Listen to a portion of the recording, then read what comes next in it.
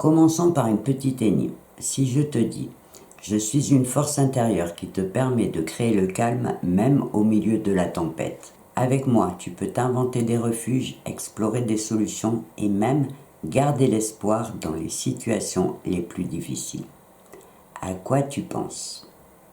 Eh oui, je suis ta capacité d'évasion mentale et aujourd'hui, je vais t'expliquer comment elle peut te permettre de faire face aux défis pour traverser les tempêtes sans couler. On sait bien que les défis et les épreuves font partie de la vie. C'est inévitable, on ne peut pas y échapper.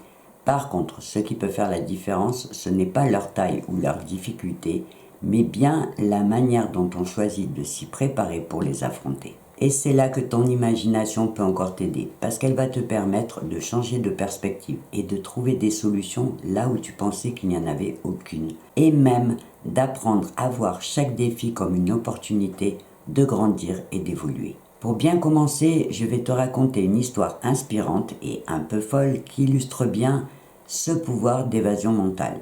Celle de Joseph Sicipio et de sa ferme imaginaire. Joseph Sicipio, un comptable américain travaillant à l'université américaine de Beyrouth, a été enlevé en 1986 par un groupe de militants au Liban.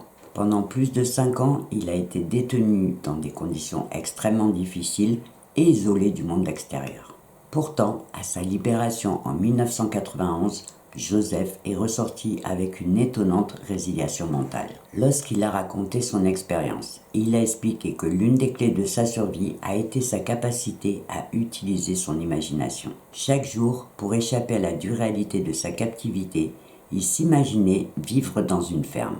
Il visualisait tout dans les moindres détails. Le lever du soleil qui éclairait les champs, le bruit des animaux et les gestes simples des tâches quotidiennes comme donner à manger aux poules ou ramasser des légumes.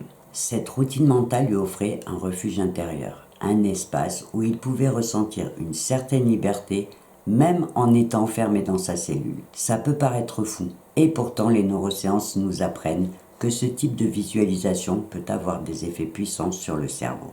En créant cette réalité alternative dans son esprit, Joseph activait les circuits cérébraux liés à la mémoire et à l'émotion, ce qui lui permettait de réduire son stress et de ressentir le sentiment de contrôle sur une situation autrement désespérée. Et il existe beaucoup d'autres histoires sur ce pouvoir transformateur de l'imagination qui, même dans les moments les plus sombres, peut être une source d'espoir et de force. Alors, laisse-moi t'expliquer pourquoi l'évasion mentale est si puissante. Quand tu fais face à une situation difficile ou stressante, il est normal de ressentir de la peur, de l'incertitude ou même de l'impuissance. Mais ton esprit a cette incroyable capacité, celle de créer des réalités alternatives, des refuges mentaux où tu pourras y trouver du calme, de la force et même des solutions.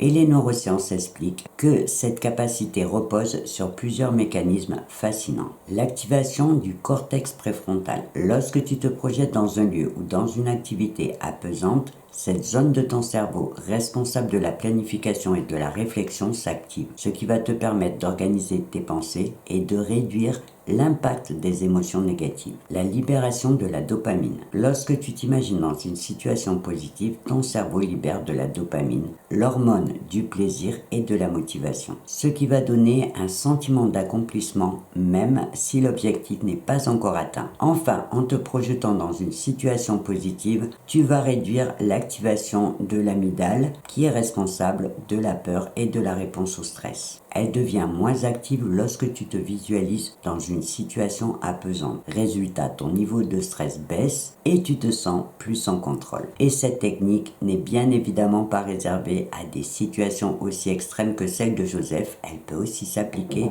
dans ton quotidien. Par exemple, si tu fais face à une journée difficile, prendre quelques minutes pour t'imaginer dans un endroit calme, que ce soit une plage ou une forêt, te permettra de retrouver ton calme et ta clarté mentale. Des expériences ont même montré que cette technique peut être très efficace quand tu dois faire face à des situations stressantes. Par exemple, aller chez le dentiste ou aller faire une piqûre. En résumé, l'évasion mentale n'est pas qu'une simple échappée échappatoire. C'est un moyen de reprendre le contrôle de ton esprit, de réduire ton stress et de te préparer à affronter les défis avec plus de confiance. Et pour t'aider à pratiquer cette évasion mentale à chaque fois que tu en auras besoin, je t'ai préparé un petit plan simple en 4 étapes. La première étape, ça va être de créer ton refuge mental en choisissant un lieu ou une situation qui t'apporte un sentiment de calme et de sécurité. Ça pourrait être un endroit réel, comme une plage ou une forêt, ou complètement imaginaire. Encore une fois, il va falloir le visualiser en détail. Pense aux sons, aux couleurs, aux émotions, peut-être même aux odeurs. Plus ta vision sera détaillée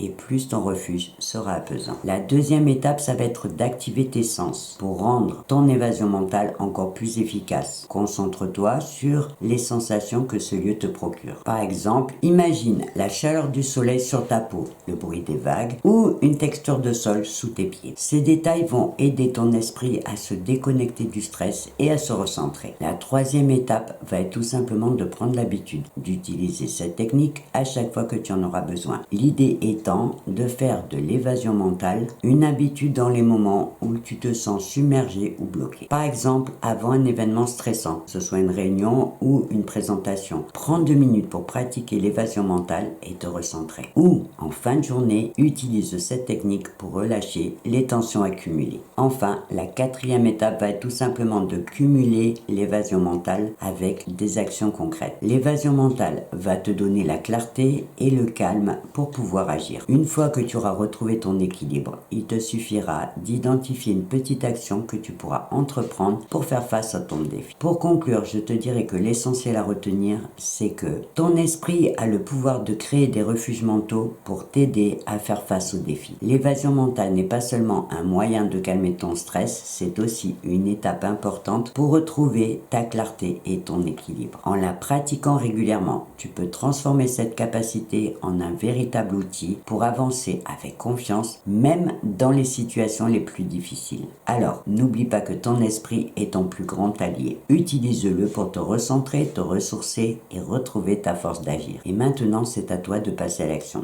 Je te propose de prendre un petit moment pour imaginer ton propre refuge mental. Comme on l'a vu, ça peut être un lieu réel, comme une plage ou une forêt, ou imaginaire. Visualise-le avec tous les détails possibles, les couleurs, les sons, les odeurs et même les sensations qu'il te procure. Et la prochaine fois que tu te sentiras submergé ou bloqué, prends 2 minutes pour aller te réfugier dans cet endroit et observe comment il te permettra de retrouver ton calme et ton équilibre. Avant de te quitter, je te rappelle que si tu as des questions ou des réactions à partager, une partie commentaire sous cette vidéo peut te permettre de le faire et je me ferai bien sûr un plaisir de te lire et de te répondre. Dans la prochaine vidéo, on va explorer une autre facette fascinante de l'imagination, c'est son lien avec la créativité, pour voir comment elle peut te permettre d'inventer, d'innover et de trouver de nouvelles solutions dans ta vie au quotidien. En attendant, je te souhaite une belle journée ou une belle soirée et je te dis au revoir et à bientôt.